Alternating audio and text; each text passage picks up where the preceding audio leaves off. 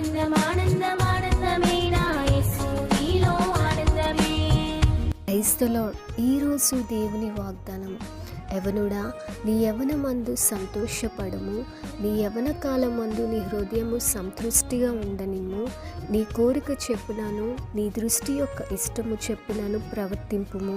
అయితే వీటన్నిటిని బట్టి దేవుడు నిన్ను తీర్పులోనికి తెచ్చునని జ్ఞాపకం ఉంచుకొనుము. ప్రసంగి 11:9.